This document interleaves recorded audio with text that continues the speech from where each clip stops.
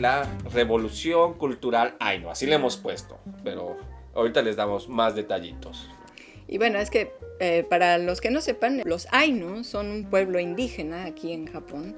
Es uno de los grupos minoritarios más en peligro de extinción, y como cultura también está, pues eso, ¿no? En peligro de que desaparezca. Entonces, bueno, el gobierno en los últimos años ha estado promoviendo que se conozca, que no se pierda, ha hecho museos en las zonas del norte de Japón, en la zona de Hokkaido, que es donde normalmente, prevalentemente están esta cultura. Bueno, si uno conoce históricamente, fueron, digamos, no solo es donde quedaron, sino fueron incluso empujados eventualmente, ¿no? Cuando hablamos de indígena nos referimos es un pueblo nativo, quiere decir que lleva Sí. mucho Muchos tiempo años. en esta zona. No quiere decir que, digamos, lo que sea el guayin, el japonés, el típico estereotipo de japonés que no es Ainu, porque incluso este japonés, este estereotipo, estamos conformados de muchos tipos. Ya hablamos en otro video. Aparte que ya está la sangre pura japonesa, como lo no quieren existe. decir así, no existe, y aparte se mezcla con los Ainu también. Nunca existió, esa es la realidad. Diferentes grupos en diferentes partes de la isla convivieron y se mezclaron. Pero los Ainu fueron de los que duraron más tiempo, digamos, más puro comparado a los otros grupos. O sea, no se asimilaron tan al inicio. Se separaron. Digamos, hubo una asimilación incluso en algún momento un tanto violenta, ¿no? Uh-huh. Como suele suceder en muchos grupos. O sea, no es algo que es único en Japón. Por eso mismo sabemos que todo el mundo nos está entendiendo a lo que queremos llegar, ¿no? Exacto. La cuestión es de que en el sentido de indígena es en el sentido de que su tradición cultural ancestral se ha ido diluyendo en una forma, sea natural, social, o en una forma forzada a través de gobiernos a partir de la época Meiji más activamente, aunque ya desde antes, ¿no? Así es, porque bueno, en la época Meiji, finales de 1800, inicio de 1900, por esa zona, Japón, pues sí saben un poco la historia, se empezó a occidentalizar, ¿no? Que es el asimilar la cultura occidental. Entonces, mucho de la cultura local empezaron a hacer hacia un lado, ¿no? Esto, como ven, estos son fotos de históricas, ¿no? Estas son presentaciones. Entonces, si se dan cuenta, no es la misma arte, no es la misma ropa, la misma folclore, ni siquiera es el mismo idioma. Que lo que esperaría uno de japonés, aunque es japonés, porque Ainu es japonés, ¿no? O sea, hay que entender eso, ¿no? Y digo, en ese caso, las personas de Ainu también se consideran japoneses, o sea, no son... No se consideran no japoneses. Se consideran Ainu y japoneses, no están peleándose con el gobierno japonés así de... No están buscando independencia. Sí, en pocas palabras, sí. Uh-huh. No hay un conflicto en ese sentido. Así es. Y mucho de lo que los grupos Ainu, grupos, iniciativas Ainu, no sé cómo llamarles. Asociaciones. Hablan de no perder la cultura, porque también enriquece la cultura japonesa, les da una identidad dentro de la cultura japonesa, y a la vez quieren que entiendan que es algo que está vivo, que es tangible, que es de todos los días, que los Ainu no es un pueblo que vive en algún tipo de choza y se dedica a la cacería ni nada, es el japonés común y corriente. Tienen su casa, su coche, su televisión, y trabajan, van a las compañías, o sea, son personas normales. Entonces es encontrar ese balance entre presentar a la cultura Ainu como algo vivo, pero que al mismo tiempo es ancestral, que al mismo tiempo fue un poco maltratada y que al mismo tiempo tiene su propio orgullo, o sea, no es víctima, tampoco quiere serse víctima, ¿no? Y también ha estado, como dices, un poco hecha a un lado.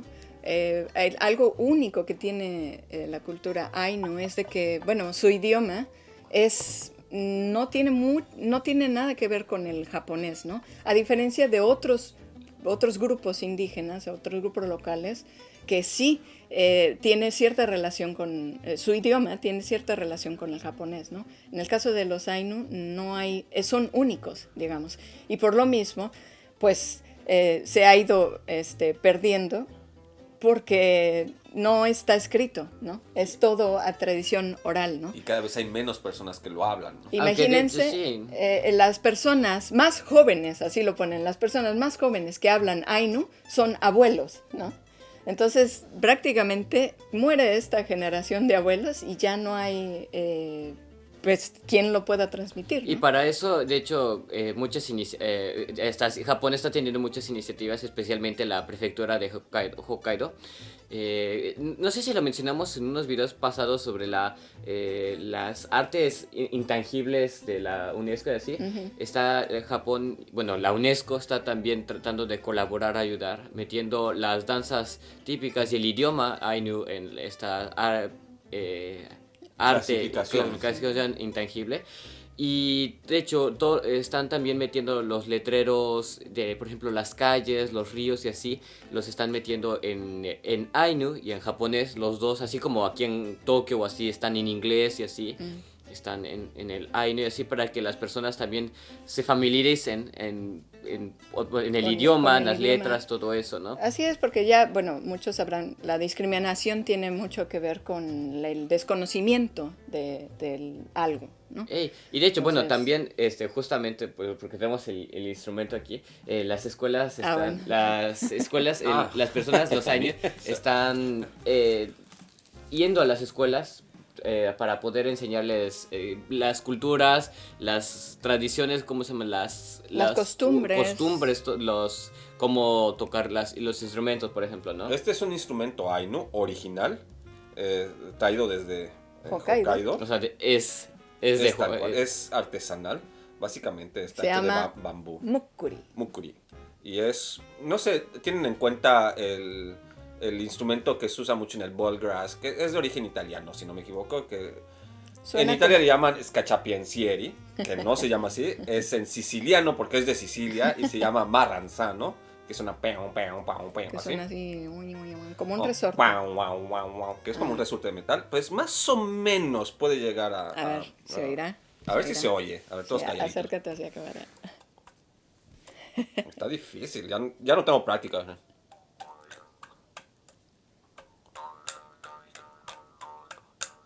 ¿Se oirá?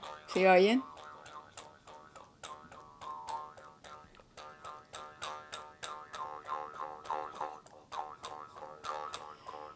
Bueno, escuchándolo. Pueden buscarlo en cualquier video de YouTube. Si se ve muy ridículo, lo voy a cortar en la editada.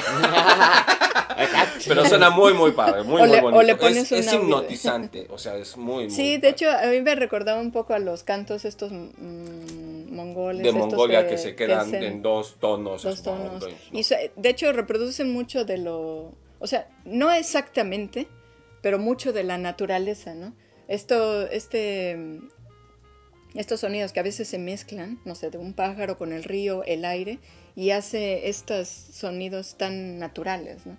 Y bueno, esto es lo que pasa con este instrumento, ¿no? Reproduce algunos, más o menos esos tonos, esos timbres, ¿no? Así es. Naturales. Y bueno, lo que sucede es que recientemente además ha empujado cada vez más las Naciones Unidas y el gobierno de Japón a que ya se ha reconocido como un pueblo nativo, indígena, originario de Japón. Y estas asociaciones también han empezado a recibir apoyo de otros pueblos, por ejemplo, del pueblo maorí en Nueva Zelanda. Entonces está tomando una cierta revolución positivamente para crecer, ¿no? Hay más interés, hay cada vez menos discriminación. Digamos más cruel, ¿no? O sea, hay que entender que a veces la discriminación no es discriminación en sí misma por una maldad, sino por una ignorancia, ¿no? Entonces uno puede pensar ciertos estereotipos como si fueran real, ¿no? Pero algunos son totalmente anacrónicos, otros son simples exageraciones, ¿no? Entonces la gente poco a poco puede empezar a entender, hay que comprender que entre más te vas al norte, más conoce la gente, ¿no? Entre más te acercas hacia Yokohama, hacia nuestra zona, la gente tiende a desconocer más de qué va, ¿no? Así es. De hecho, es algo que le pasó a una persona, que una de estas asociaciones que buscan promover la cultura Ainu, es lo que sentía, ¿no? Muchas veces los mismos Ainus tienen que negar, digamos, sus raíces, ¿no? Y físicamente ellos los ven no en la zona de Hokkaido, quizás están más acostumbrados a ver este tipo de cara, digamos, pero en zonas más urbanas, más como, no sé, Tokio, Yokohama, no se diga más hacia abajo, más lejos de Hokkaido, en pocas palabras, la gente los ve como mitad japonés, mitad a otra cosa, ¿no? Y no lo ve, no los discrimina, pero pues, no sabe. Digamos que yo puedo hablar muchísimo de eso siendo realmente mitad japonés, mitad otra cosa. Y sí entiendo la sensación, ¿no? Es esa sensación quizás de que nunca vas a ser suficientemente japonés, ¿no? Esto es algo que sinceramente ha ido cambiando muchísimo, ¿no? O sea, ¿qué puedo decir? Conozco generaciones de japoneses, desde mis abuelos, pasando por la generación de mis padres, pasando por mi generación y ahora la generación de mis hijos. Y definitivamente, como puedes ir comparando, puedes ir entendiendo que la sociedad ha cambiado abismalmente, ¿no? Es cuando tienes una sola referencia que sientes como que las cosas van muy mal o van muy lenta. No, ha mejorado muchísimo, ¿no? Pero, pues definitivamente, especialmente si en muchos casos, como el caso de esta persona, ni siquiera sabían que tenían ancestros Ainu, porque muchas veces sus abuelos o sus padres lo escondían por discriminación. Y se vienen a enterar eventualmente y es como si te robaran un trozo de identidad. Así es. En el momento en que la gente se entera, porque ya no eres japonés completamente, ¿no? Sí. Y eso es una tontería, ¿no? Finalmente.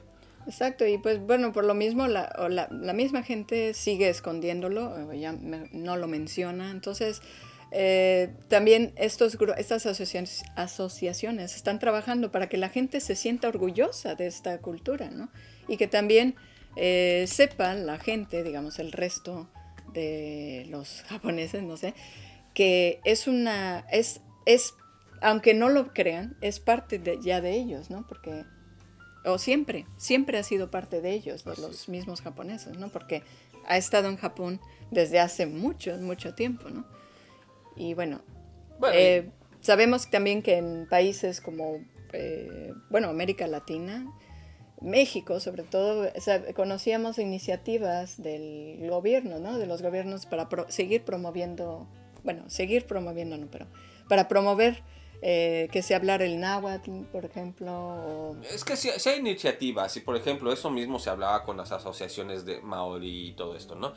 Que dentro de todo, muchas de las minorías tienen diferentes identidades. No por ser minorías, tienen las mismas problemáticas, ¿no? O sea, la problemática que se presentaba al grupo Maori en Nueva Zelanda es que es un grupo colonizado. O sea, literalmente llegó un grupo externo, los colonizó, los esclavizó, los usó de fuente de trabajo barata y luego ya, ¿no? En el caso de los Ainu con el resto de Japón, es una historia muchísimo más larga. No hubo una colonización como tal. De hecho, nunca los colonizaron. O sea, no fueron colonizados. Estuvieron peleando. Es que ni siquiera hubieron incluso conflictos, pero hubieron conflictos entre Ainu. Y hubieron conflictos en el que los no Ainu se aliaron con algunos Ainu para pelear con otros Ainu o para pelear con otros no Ainu. O sea no es de que fuera... No es de que fuera así limpio Ainu contra Japón, sí. O sea, es una mezcla con... No hubo invasión, sino eran, pues, si lo quieres ver así, guerras civiles, ¿no? O sea, eran... Sí, al final los Ainu mismo, o lo que, no digo todos, pero la gran mayoría de los Ainu, la que tenía más fuerza, le pidió a Japón que quería ser parte y se hizo como prefectura de Hokkaido y así terminó, ¿no? O sea, nunca fue de te obtení, ya eres mío y así. Y finalmente cada uno conoce dentro de su propio grupo tu propia problemática. La verdad es que es un poco falso también para nosotros decir cuáles son los problemas que tienen los Ainu. No lo sé, porque no soy Ainu. Esa es la realidad, ¿no? Y podemos escuchar los problemas que ellos tienen y tenemos que escuchar y aprender de igual modo como podemos escuchar de otros grupos que son minoría o que sí se sienten rezagados, que los están arrimando, ¿no? O que se está perdiendo su cultura, como es el caso de las nahuaparlantes en México, o en muchos otros lugares en Latinoamérica, o en el mismo Europa. Hablamos de, en España, ¿no? El País Vasco, o el catalán, o en Italia, pues no lo sé, el siciliano, y tantísimos dialectos que tenemos en Italia, etcétera. O sea, hay muchísimos grupos, grandes y pequeños, que tienen diferentes problemáticas. Algunos fueron incluso conquistadores, no conquistados, pero simplemente eventualmente la historia les jugó una mala jugada y se hicieron minoría. Entonces cada uno tiene diferentes problemáticas. La cuestión es de que toda esta cultura corre muchísimo riesgo de perderse. En primer lugar, si se pierde el idioma, que es lo que decía, no se debe perder el idioma, porque el idioma es la puerta hacia esa cultura. No puedes entender esa cultura si no tienes el idioma vivo, ¿no? Y todos esos pequeños detalles culturales, todos estos tesoros culturales, forman parte de la cultura de todos nosotros, de todo el mundo. O sea, la cultura Ainu es de todos, es de ustedes también. Así como también es de nosotros la cultura, no sé, gaélica, la cultura vasca, la cultura maya, la cultura purépecha, maorí, no lo sé, es nuestra, porque todos somos humanos, todos estamos en esta tierra. Y si la perdemos todos, no solo ellos. Exacto. O sea, obviamente la pierden ellos, pero la perdemos todos. Sí. No porque se pierda, la pierdan ellos, a nosotros no nos afecta, ¿no? Es parte de nosotros, ¿no? Así es. Entonces, estas iniciativas son muy importantes y creo que deben seguir mucho más fuertes. Y hacerse también en los países o con más ímpetu, ¿no? Más fuerza, más transmisión, ¿no? Sí, más insistencia, no perderlo. Exacto. ¿Ustedes qué opinan? Cuéntenos. Yo sé que va a haber, hay mucha pasión a veces cuando se hablan de estas cosas y no es echarle culpa a nadie, ni siquiera, no estoy hablando, todo es por culpa de los jeans y McDonald's. No, para nada. Eso también es parte de la cultura de todos. Sí, de hecho. El problema de todos estos pequeños detalles que perdemos de la cultura quizás es culpa de todos nosotros, ¿no? Que hemos dejado. Pero también debemos darnos una palmadita en la espalda entre todos porque estamos echándole ganas de mantenerla viva, ¿no? Exacto. Entonces, simplemente no hay que perder eso en cuenta, no hay que decir, ya no es riesgo, ¿no? No hay que dejar que sea un riesgo, ¿no? No hay que dejar que las minorías se sientan minorías. Tu contribución a la cultura de todos es muy importante, ¿no? Los minoritarios pueden ser olvidados, pero todos somos insensiblemente asimilados, homogeneizados por la globalización. Bueno, eso no olvidar las culturas, preservarlas. Estoy de acuerdo. Exacto. Que resistirnos. Es tesoro de todos. Sí, porque esas culturas, tenían otros intereses, ¿no? Así como nuestra cultura actual tiene unos intereses, esas culturas tenían otros intereses más que ahora siento yo que estamos perdiendo, ¿no? Por ejemplo, la cultura Ainu era es muy, como muchas otras quizás, muy de la naturaleza, ¿no? Justamente por este instrumento. Usan ropa de la corteza de unos árboles.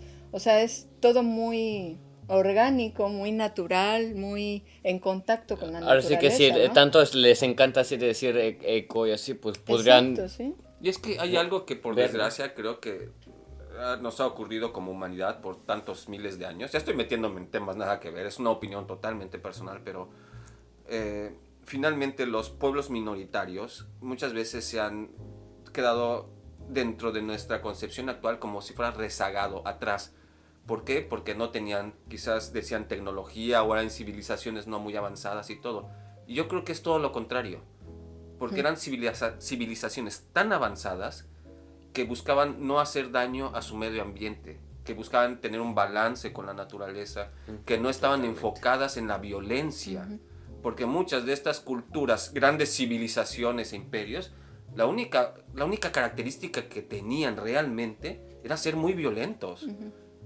Era estar convencidos de agarrar las armas e ir a quitarle las cosas de los demás.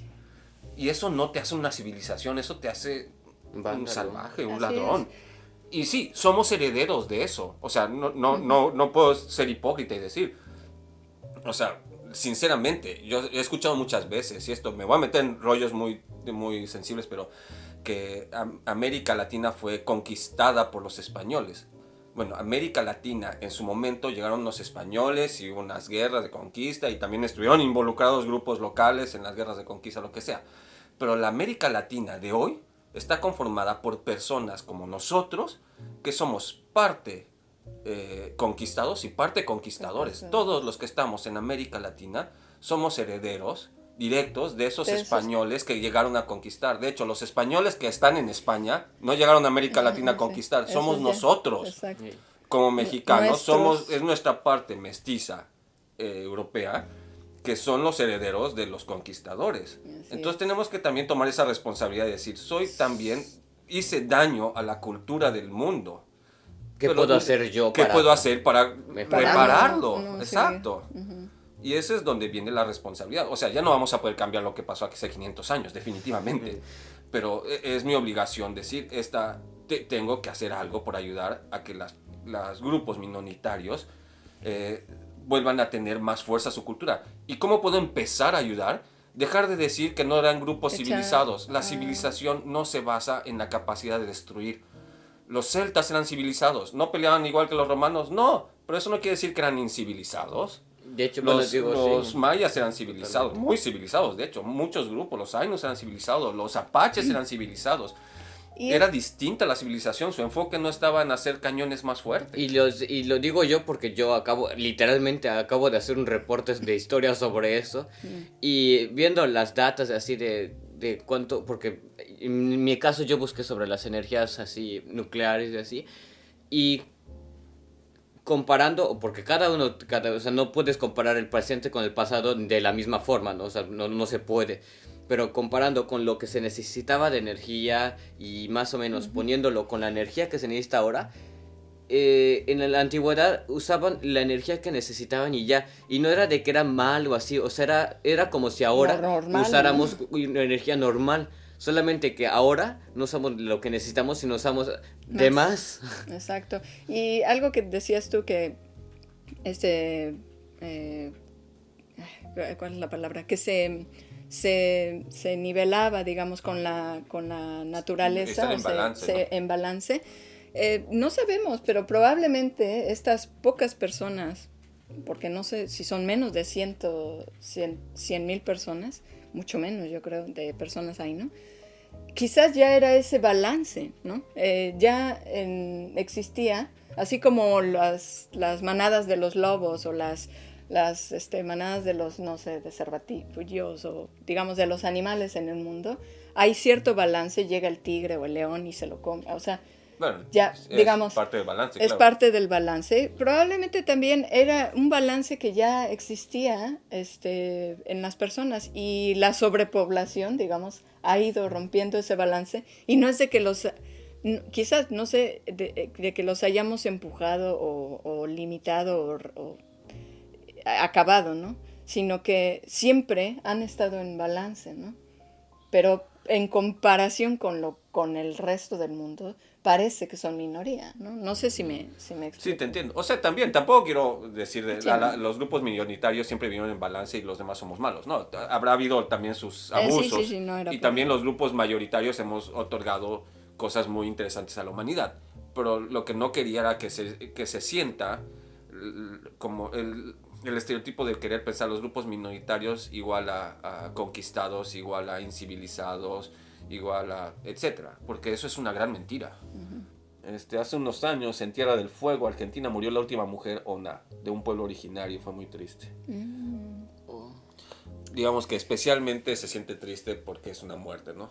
Espero sinceramente que su muerte no haya sido la muerte de la cultura, ¿no? O sea, que haya todavía... Que alguien se pueda hablar la lengua o todo. Si no, pues sí es una gran desgracia, culturalmente hablando. Aparte de la desgracia personal, ¿no? La persona. Araceli, Somos Mestizos, el libro de la visión de los vencidos, recopilación de testimonios indígenas de la conquista española, muestra que somos parte de las dos, conquistada y conquistador y conquistada, me imagino. Es que está... Totalmente. Exacto, creo que no podemos hablar de purezas, especialmente en lo cultural. Y después de tantos años ya, ¿no? Sí. Bueno, tantos no, pero pues 500 años sí es bastante. Y sí, no es tanto como que ya acéptalo, sino el aceptar te hace superar y te hace poder mejorar en otro modo, ¿no? Y decir, puedo aceptar ambas, o sea. Y aprender de si hubo errores, que no volverlos a cometer. Porque lo único... el nacionalismo no es necesariamente malo, pero un nacionalismo ciego enfatizado por una política, es peligroso porque no nos deja disfrutar de la variedad, ¿no? Y también queremos aprovechar para invitarlos a nuestra página web royumi.com, donde podrán encontrar mucha información variada sobre Japón y nuestros propios productos Royumi. Ahí mismo pueden suscribirse a nuestra newsletter y recibir directamente en su mail todas las noticias sobre nuestro canal y sobre Japón.